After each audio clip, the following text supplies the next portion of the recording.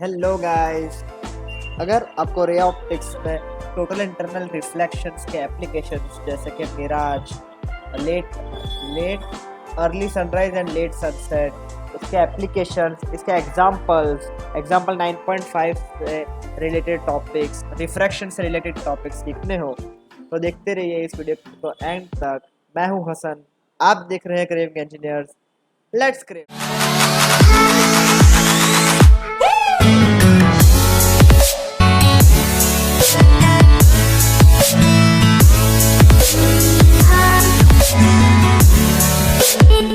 Hello guys, चलिए last time हमने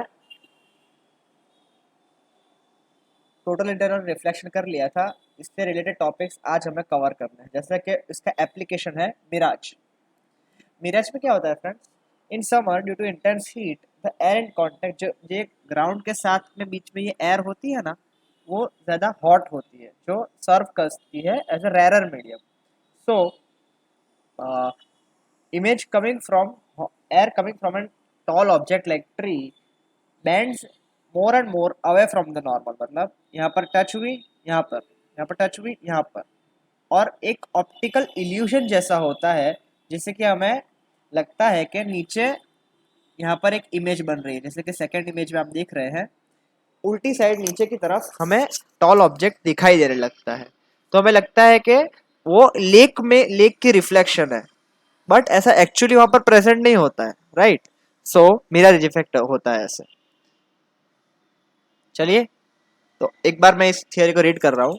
इन summer due to intense heat the air in contact with the ground surface becomes hot and air act as rarer medium, while above the surface it is cooler and air act as a denser medium. Thus refractive index of air increases as one moves upwards। ऊपर जाते हैं ना तो refractive index increase होता है, right? क्योंकि वो dense air है।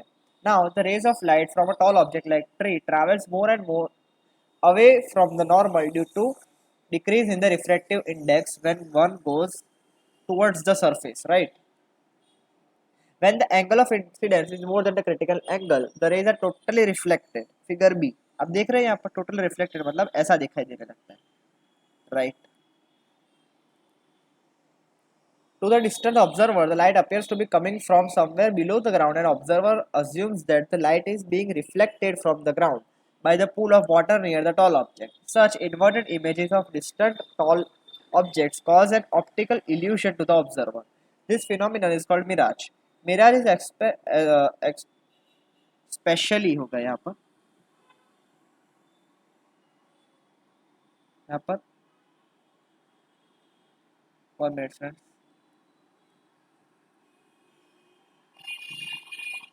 especially seen in hot deserts. Also, it can be observed during traveling in hot summer day. A distant patch of road appears to be wet, but we do not find any wetness when we reach that spot. This is also due to mirage। Done? चलिए चलते हैं next theory पर, जो कि है diamond, glittering of diamond. This spectacular brilliance of diamonds is due to total internal reflection. The critical angle of diamond is very similar, very small। आपको exam में पूछ सकते हैं फ्रेंड्स 24.5 डिग्रीज। आपको एग्जाम में पूछ सकते हैं, तो आपको याद रखना पड़ेगा, एमसीक्यू में या गुडसेट में या जेडब्ल्यू में भी आ सकता है। Okay, 24.54 degrees and refractive index is 2.4 degrees.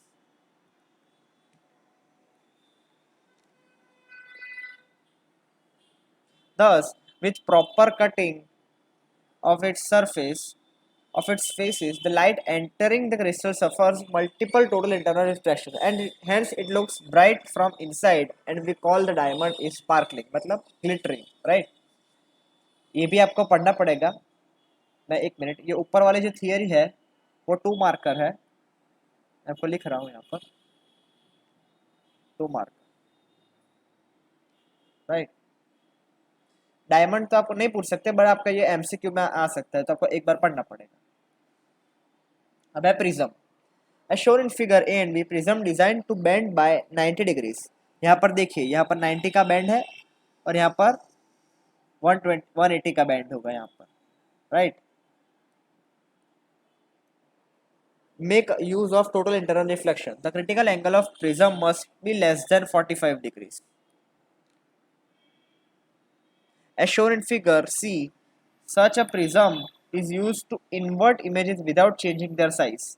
Prism ऐसा यूज होता है जब उसकी इन्वर्ट इमेज को इन्वर्ट करना मतलब उल्टा करना हो, जैसे कि मैं यहाँ पर कर रहा हूँ, ऐसा होगा तो यहाँ पर ऐसा दिखाई देगा इन्वर्ट, राइट, ये इन्वर्ट होगा यहाँ पर, इसीलिए ये सी वाला प्रिज्म यूज करते हैं। चलिए ये थियरी भी सॉल्व। आपको एक बार पढ़ना तो पड़ेगा फ्रेंड्स, और ये आपको 2 मार्कर थियरी 2 बार लिखनी पड़ेगी तो आपको अच्छे से याद हो जाएगी। अब है optical fibres. The optical fibers work on the principle of total internal reflection. It is made up of high quality composite glass quads fiber. Each of fiber consists of core and cladding. अब देखिए ये ऊपर वाली surface है वो core है और नीचे वाली क्लैडिंग है, core and cladding surface layer. The core is having more reflective index, जो ऊपर वाली है ना मोर रिफ्लेक्टिंग वो मोर रिफ्लेक्टिव इंडेक्स होती है और नीचे वाली less. As shown in figure, when a light is directed at one end of the fiber at a suitable incident angle, then it undergoes repeated total internal reflection. आप देखिए total internal reflection repeated हो रहा है यहाँ पर, total internal reflection along the length of the fiber and come out of the other side as there is no less of intensity, no loss of intensity in total internal reflection. The outcoming light is as of much intensity as the incident one, right? तो अगर यहाँ पर जो light जितनी intensity से incident हो रही होगी, यहाँ पर outcoming light is of the same intensity, क्योंकि there is no loss of intensity in total internal reflection, right. बस optical fibres it works on that principle. Optical fibers are fabricated such that the light reflected at one end, ये रहा one end, ये रही one end reflected, gets incident on the other side larger than the critical angle, so total internal reflection occurs, right? Even if the fiber is bent, light remains within it and travels through the along the fiber. ये लोग ये बोलना चाह रहे हैं कि first time यहाँ पर इंसिडेंट हुई, अब ये रिफ्लेक्टेड रे हुआ ना, तो वो दूसरे एंड पर larger than the critical angles पर ही इंसिडेंट होगी। फाइबर ऐसे फैब्रिकेट किए जाते हैं। डन, ये theory solve. The main requirements in fabricating optical fibers is that there should be very less absorption of light as it travels for the long distance inside the optical fibers. This has been achieved by purification and special preparation of quartz in silica gel fibers. आपको याद रखना पड़ेगा silica gel fibres, it is possible to transmit more than 95% of the light over distance of 1 kilometer. Uses: optical fibers are used for transmitting and receiving electrical signals which are converted to light by transducers.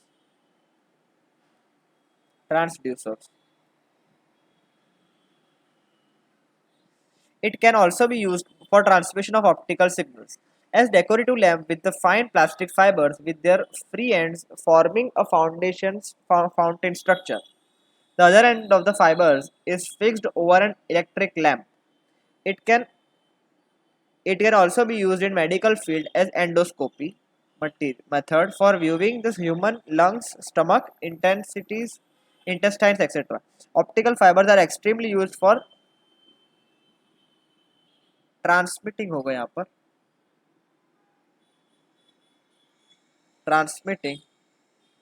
transmitting audio and video signals through long distances. अब refraction at spherical surface, ये भी 2 marker theory है।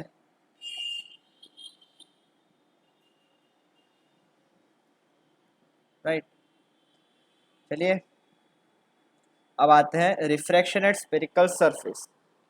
सबसे पहले consider a refractive surface spherical surface between two transparent medium, right? An infinitely part of the spherical surface can be regarded as planar surface and the same laws of refraction can be used. ये infinitely part को हम plane surface consider करेंगे और same law refraction के use कर लेंगे इस पर, तो हमें इसका surface का formula मिल जाएगा, right? अब है the rays are incident from a medium of refractive index n1, यह है n1 to another refractive index n2. Assuming the aperture or the lateral size of the surface to be small, ये एक point like object हमने suppose किया है, small मतलब point like object, तो other distance is involved, so small angle approximation can be made, मतलब point like substance हमें suppose करना है. Consider an m will be taken to be nearly equal to length of perpendicular. ये हम assumption कर रहे हैं, ये nm है वो nearly equal to spherical surface की length हो जाएगी, right? And perpendicular from the principal axis. Consider small angle NOM, ये रहा NOM.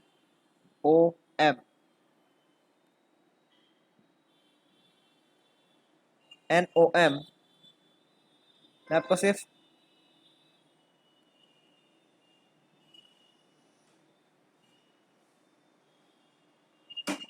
consider small angle 10 NOM is equals to MN by OM, ये रहा MN by OM. 10 NCM, अब NCM है, ये रहा NCM, ये रहा थीटा. 10 NCM मतलब MN by NC, opposite upon adjacent, right? अब 10 NIM मतलब ये रहा NIM, उसका हो जाएगा MN अपॉन MI, MI मतलब फोन की company. Now for triangle NOC, NOC ये रहा ट्राइंगल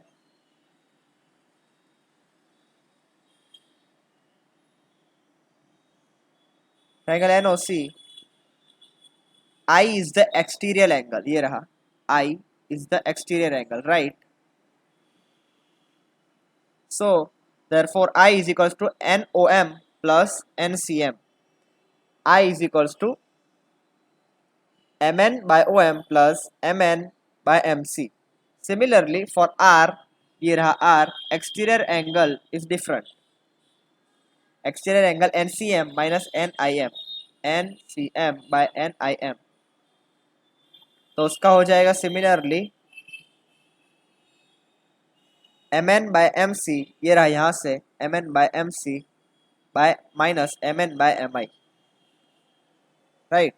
तो ये रहा इक्वेशन 1. इक्वेशन 2, स्नेल्स लॉ में n1 and n1 sin y sin 1 is equals to n2 sin 2 वैसे अप्लाई कर लेंगे, और यहाँ पर स्मॉल एंगल अज्यूम कर लिया है हमने, तो यहाँ पर हो जाएगा n1i is equals to n2r. Done. तो बस उसकी जगह पर वैल्यूज पुट अप कर देंगे या इक्वेशन 1 और 2 में से, तो हमारा डायरेक्टली फॉर्मूला ही बन जाएगा इक्वेशन 3. हियर OM MI और वो है ऑब्जेक्ट डिस्टेंस, इमेज डिस्टेंस और रेडियस ऑफ कर्वेचर. यहाँ पर यहाँ से देखकर डायरेक्टली हमारा इक्वेशन बनेगा, और साइन कन्वेंशंस भी हमने इसमें यूज की है, कार्टेशियन साइन कन्वेंशन, उसी से हमारी फॉर्मूला आ रही है n2 minus v minus n1 by u is equals to n2 minus n1 divided by r. मैं आपको अच्छे से यहाँ पर लिख के दिखा रहा हूँ, n2 by v minus n1 by u is equals to n2 minus n1 divided by r, right?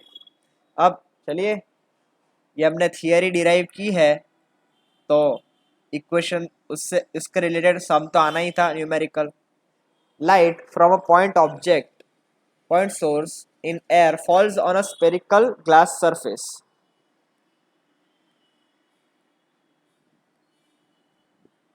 spherical glass surface, refractive index 1.5 and radius of curvature 20 centimeter. Radius of light source from the glass surface is 100 centimeter. Distance. At what position the image is formed? Image distance हमें find out करना है. तो सबसे पहले हमें distance of light मतलब ये हो गया ऑब्जेक्ट डिस्टेंस. तो कौन सा ग्लास है?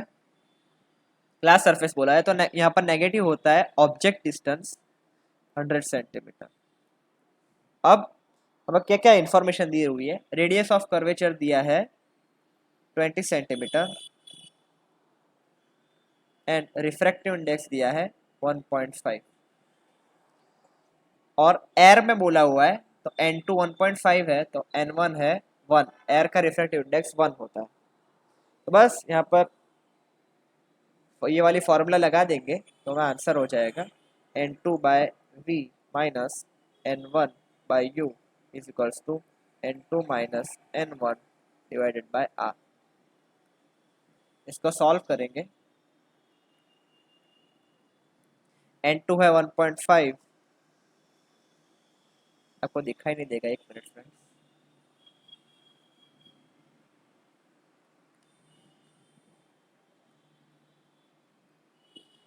यह है N2 1.5. V हमें फाइंड आउट करना है. N1 है 1 और U है माइनस 100 तो यहाँ पर प्लस हो जाएगा 100 और यहाँ पर 1.5 माइनस 1 तो 0.5 और R है 20 सेंटीमीटर. इसका सॉल्यूशन करने के बाद हमें ऑब्जेक्ट इमेज डिस्टेंस मिल रहा है 100 सेंटीमीटर. तो आपको कुछ पता चला ये 100 सेंटीमीटर कैसे आया? ये फॉर्मूला अप्लाई किया हमने तो डायरेक्टली आंसर, राइट. इसी के साथ ये सम सॉल्व. चलते हैं नेक्स्ट सम पर.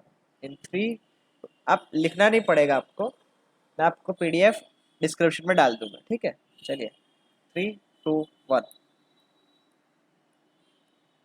अब है रिफ्रैक्शन बाय लेंस. इसके लिए हमें दो स्फेरिकल सरफेस अज्यूम करनी है. Let us assume a double convex lens made by two joining two identical spherical surfaces with radius of curvature r, where the refractive index of surrounding medium be n1 and the glass is be n2. Image distance be v and object distance from the lens be u. ये तो सभी में होगा, derivation में तो सब में होगा. ये रहा, आप यहाँ से देख सकते हैं, right. Therefore, on applying the formula for refraction of light on a spherical surface, we get ये रहा. ये हमने ऊपर डिराइव कर ही लिया है, सिर्फ यहाँ पर एक बार लिखा है क्योंकि हमें रिफ्रैक्शन एक फॉर्मूला फाइंड आउट करनी है स्फेरिकल लेंस की, right. The object distance OI is plus and the image distance BC is plus R is the radius of the curvature of the glass. ये आपको यहाँ फिगर में से find out करना है. फिंगर्स मूव कीजिए, आपको पता चल जाएगा कहाँ पर क्या है, राइट. अब the formation of final image by convex lens happens in the 2 steps. The refraction first takes place at the interface ABC. ये रहा ABC interface AB. Then the first image I1, ये रही I1,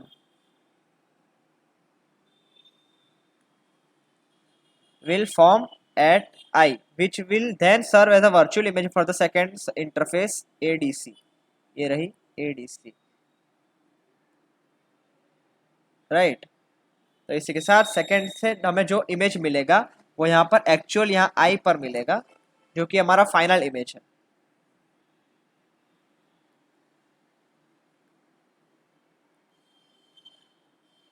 now applying the above equation for surface ABC. सबसे पहले ABC पर interface पर हम लगा रहे हैं इक्वेशन. तो मिल रहा है N1 बाय OB, ये रहा माई plus N2 bye B1, N2 bye BI1, तो ये रहा BI1. फिंगर्स मूव करना आपको पता चल जाएगा डेरिवेशन में. Similarly we can write the equation for second interface as, ये रहा second interface ADC. उसमें इमेज डिस्टेंस और फॉर्मूला यूज किए n2 by minus n2 by D I one, ये रहा D I one, plus n1 by D I, n1 by D I, ये रहा। Right, here lens is thin, so हमने एक assumption किया B I one, ये रहा बी आई वन और डी आई वन सिमिलर हमने अज्यूम कर लिया क्योंकि लेंस थिन है। सो एक अजम्पशन करके हमें यहाँ पर हम दोनों ने इक्वेशन को ऐड कर दिया, ये दोनों इक्वेशंस को, दोनों इक्वेशन को ऐड कर दिया। So N one by O B plus N one by D I one is equal to N two minus N one into one upon B C one plus D C two, ये रहा equation हमें मिल गया। थोड़ा simplification किया तो हमें ऐसा कुछ मिलेगा,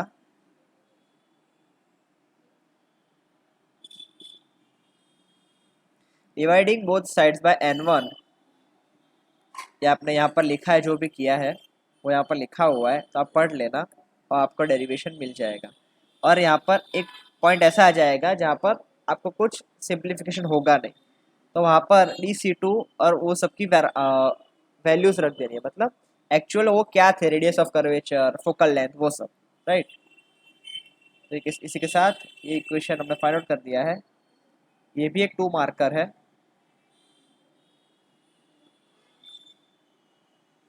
2 मार्क। राइट, इसके साथ ये इक्वेशन भी सॉल्व। अब rules to draw image is formed by lens. To draw an image of an object with the help of lens,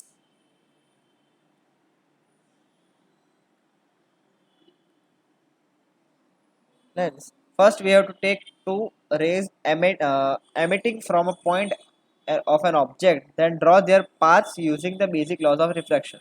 After refraction, one can find the point where the two rays meeting or appear to meet. A ray which is parallel to the principal axis after refraction phenomena will pass through the second focus point of the lens or appear to diverge from the first focus point.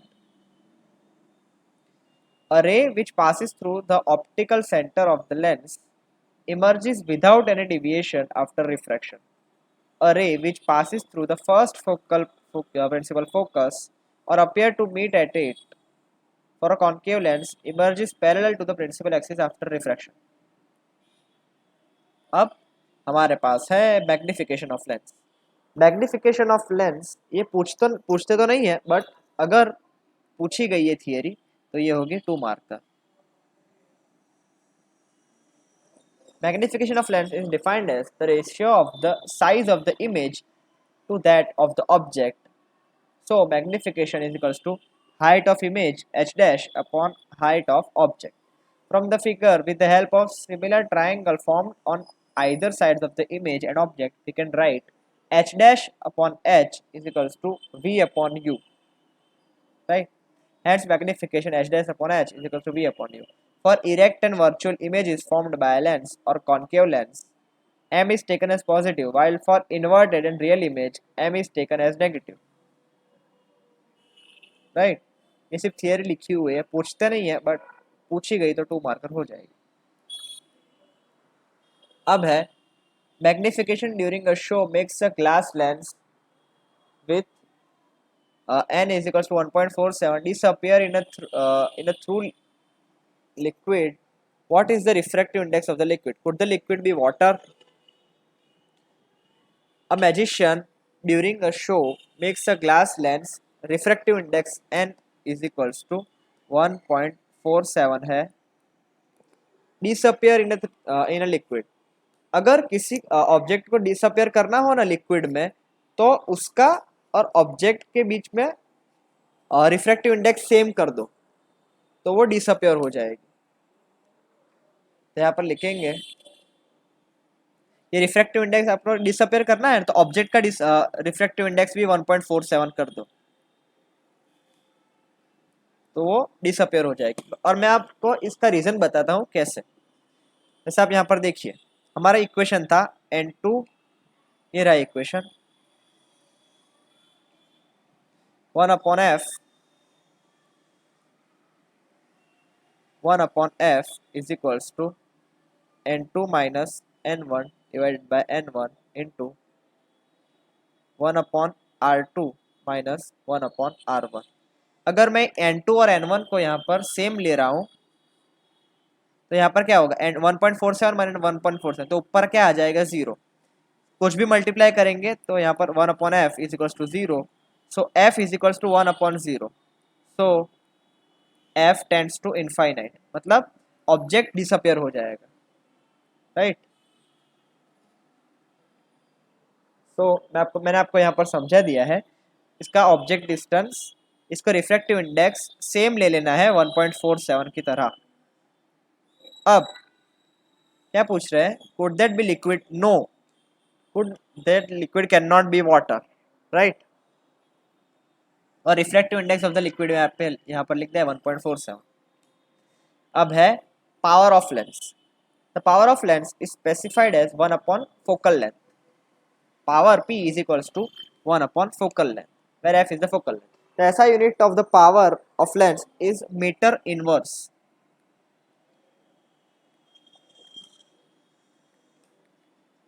Meter inverse.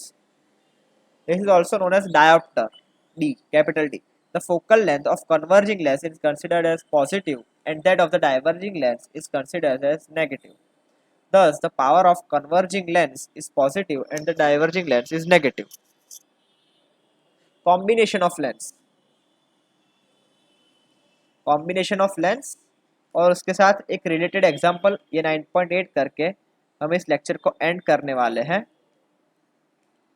आपको ऐसे ही content notes के साथ चाहिए तो like कर देना, share कर देना, सब्सक्राइब कर देना,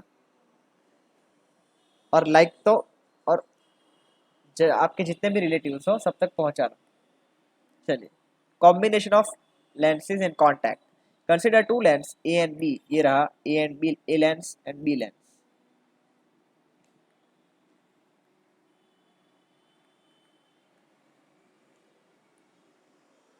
An object is placed at O, ये रहा O, beyond the focus of A on the common principal axis. The image of the point object BO will be on I1, ये रहा I1, formed by lens A, which acts as a virtual object for lens B, ये रहा lens B। इसको ये virtual object की तरह act करेगा lens B के लिए, producing the final image at I, ये रहा I। As these lenses are thin, therefore a common optical center is chosen, PO, ये रहा। इसको हम ये पूरा को ऐसा कुछ कंसिडर कर रहे हैं, राइट। तो उसका ऑप्टिकल सेंटर O हो जाएगा, जो इमेज ऑब्जेक्ट डिस्टेंस ये है U, जो कि यहाँ पर लिखी हुई है, और इमेज डिस्टेंस V, और final image VI1। Sorry friend, यहाँ पर एक मिस्टेक है, image distance PI is equals to V and PI1 is equals to V1. Consider lens A, image I1 is produced, ये है I1 is produced, therefore I upon VI is minus I upon U1 is equals to 1 upon F1, equation 1। और considering lens B, final image I, उस पर हम mirror lens equation formula mirror equation apply करेंगे। Lens equation 1 upon V minus 1 upon V1 is equals to 1 upon F2। Equation 1 और 2 को add कर दिया तो ये 1 अपॉन V1 और 1 अपॉन V1 कट हो जाएगा, तो ऐड करके ये इक्वेशन बना रहा है 1 upon V minus 1 upon U is equals to 1 upon F1 plus 1 upon F2, right. अब ये क्या हुआ, 1 upon F1 plus 1 upon F2, ये क्या है, ये एक, इसको मैं सिंगल फोकल लेंथ अज्यूम कर सकता हूँ 1 अपॉन F, राइट। और ये 1 अपॉन F क्या होता है, पावर, तो मतलब टोटल पावर, ये हो गई टोटल पावर।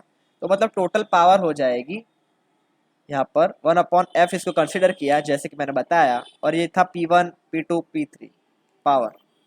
फोकल लेंथ को ऐड करना हो तो हो जाएगा 1/f is to 1/f1 plus 1/f2 plus dot dot dot, और पावर को सिंपली ऐड कर देना है p1 plus p2 plus dot dot dot. Right, चलिए इसके साथ ये थियरी खत्म। इसके रिलेटेड एग्जाम्पल करते हैं।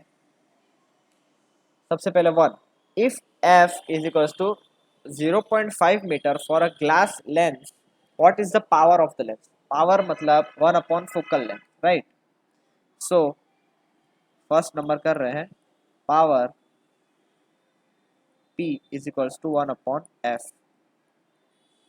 1/0.5 मीटर्स है तो 2 dioptre, p is equal to 2d। अब पूछ रहे हैं the radial radius of curvature of the face of the double convex lens are r1।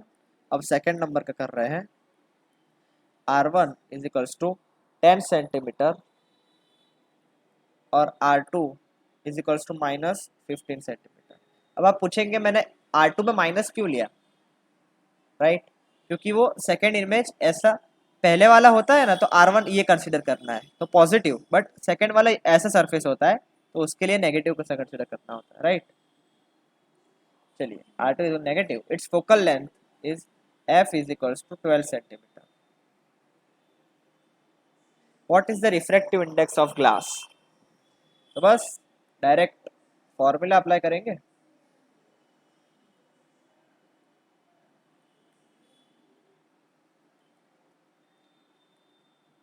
One minute friend. हाँ, फॉर्मूला है हमारे पास 1/f is equals to n-1 into 1/r1 plus 1/r2। बस तो वैल्यूज पुट अप करेंगे। 12 is equals to n-1 into 1/r1 है 10 minus 1/15, 1/12 is equals to n-1, 15 minus 10, 5/15 into 10, 5 3 सा n-1 हो जाएगा 30/12। तो हमारा n रिफ्रैक्टिव इंडेक्स बन जाएगा 1 मिनट फ्रेंड। हाँ, रिफ्रैक्टिव इंडेक्स बना हमारा बन जाएगा, ये है 2.5, n-1 2.5, तो n हो जाएगा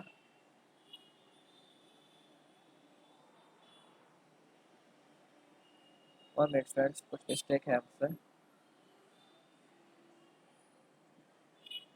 राइट, हाँ, यहाँ पर हो जाएगा 0.5,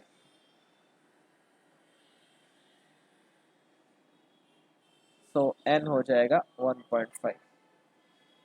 अब सिंप्लीफिकेशन देख लेना। और है हमारा third question, a convex lens has 20 centimetre focal length in air, what is the focal length in water? Focal length air में है इतनी, तो वाटर में कितनी हो जाएगी? राइट, तो हमें पूछा है, ये मुझे थोड़ा इंपॉर्टेंट लग रहा है, आपको देखना पड़ेगा ध्यान से। थर्ड नंबर, सब question third, for air F1 20 दे रखी है और उसका रिफ्रैक्टिव इंडेक्स दिया हुआ है 1.5। हाँ, ग्लास का रिफ्रैक्टिव इंडेक्स 1.5 और एयर का होता है 1।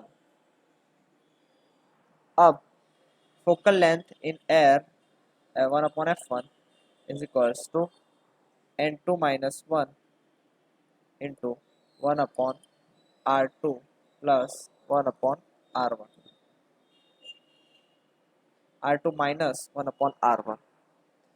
सिंप्लीफिकेशन करेंगे तो हमें n2 मिल जाएगा, सॉरी n2 तो है हमारे पास 1.5 माइनस 1, ये 1 upon r2 minus 1 upon r2 नहीं है, माइनस 1 अपॉन r1 नहीं है हमारे पास, तो इस पूरे की वैल्यू हो जाएगी 1/r2 minus 1/r1 is equals to 1/20 into 0.5, 1/r2 minus 1/r1 is equals to 0.1। यह है इक्वेशन 1। अब सेकेंड पार्ट है for water. Now for water N2 is equals to 1.5 and N1 is equals to 1.33। बस उसके लिए हमें फोकल लेंथ फाइंड आउट करनी है।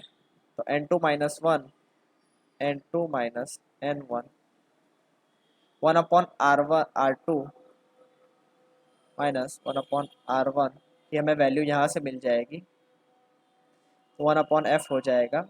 1.5 माइनस 1.3 तो हो जाएगा 0.17, और 1/R2 माइनस 1/R1 की वैल्यू है 0.1। बस F हमारे पास डायरेक्टली F की वैल्यू आ जाएगी, 1/F इज इक्वल्स टू 0.017। सो F is equals to 78.2 centimetre. ये है हमारा आंसर। बस इसी के साथ ये इलस्ट्रेशन ख़त्म। एग्जाम्पल 9.8। नेक्स्ट टाइम हम करने वाले हैं ये एक इलस्ट्रेशन एक्स्ट्रा और रिफ्रैक्शन थ्रू प्रिज्म, उसका डेरिवेशन है पूरा, राइट। तो चलिए इसी के साथ इस वीडियो को एंड करते हैं। अगर आपको ये वीडियो अच्छा लगा हो तो लाइक, शेयर और सब्सक्राइब करना बिल्कुल भी ना भूलें। मिलते हैं अगले वीडियो में, तब तक के लिए टेक केयर, गुड बाय।